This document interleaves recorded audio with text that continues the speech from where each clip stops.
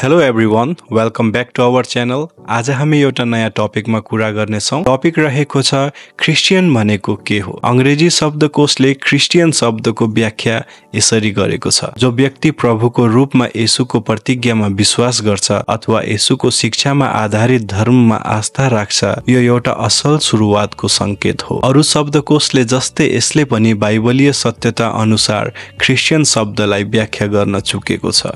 Christian शब्द नयाँ नियम नयाँ करारमा 3 पटक प्रयोग गरिएको छ। येशू ख्रीष्टका चेलाहरूलाई सबभन्दा पहिला एन्टियोखियामा क्रिस्चियन भनिएको हो। उनीहरूको व्यवहार, कार्य र बोली ख्रीष्ट जस्तो भएको हुनाले क्रिस्चियन शब्दको खास अर्थ ख्रीष्टमा सम्बन्धित हुनु वा ख्रीष्टको पछि लाग्नु हो। समय बित्दै जाँदा क्रिस्चियन शब्दको महत्व धेरै घट्दै गएको छ। यो कसैले बारम्बार प्रयोग गर्छन् जो धार्मिक र उच्च नैतिकवान हुन्छन्, तर येशू ख्रीष्टको साँचो चेला हुन वा नहुन पनि सक्छन्। धेरै मानिसहरूले येशू ख्रीष्टमा भरोसा र विश्वास गर्दैनन्। तिनीहरूले पनि आफूलाई क्रिस्चियन भन्छन् किनभने तिनीहरू मण्डलीमा जान्छन् वा क्रिस्चियन देशमा बस्छन्। तर मण्डलीमा गएर तपाई भन्दा कमजोरको सेवा गरेर वा राम्रो मान्छे भएर मात्र तपाईले क्रिस्चियन बन्न सक्नुहुन्न। जसरी ग्यारेज जाँदैमा सवारी साधन बनाउनु सक्नु हुँदैन, मण्डली गएर मात्र एकजना क्रिस्चियन बन्दैन। मण्डलीको सदस्य भएर लगातार सेवामा उपस्थित भएर चर्चको काममा सहयोग दिएर मात्र तपाई क्रिस्चियन बन्न सक्नुहुन्छ। बाइबलले हामीलाई सिकाउँछ कि असल कामहरूले हामीलाई परमेश्वरको स्वीकार योग्य बनाउन सक्दैन। तीतस 3:5 भन्दछ,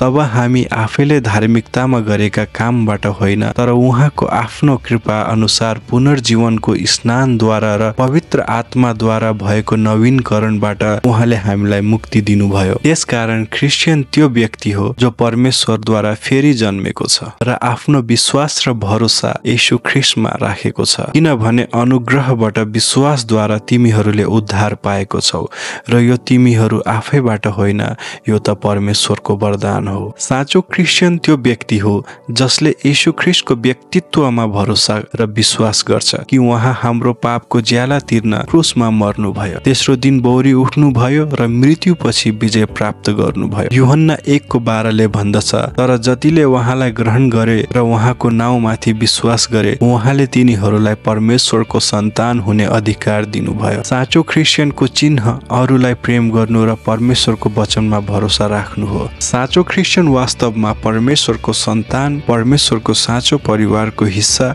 र ख्रीष्टद्वारा नयाँ जीवन पाएको व्यक्ति हो। यदि यो टपिक तपाईले बुझ्नुभयो, अरूलाई पनि यो टपिक सेयर गर्न चाहनुहुन्छ भने लाइक, सेयर र कमेन्ट गर्नुहोस्।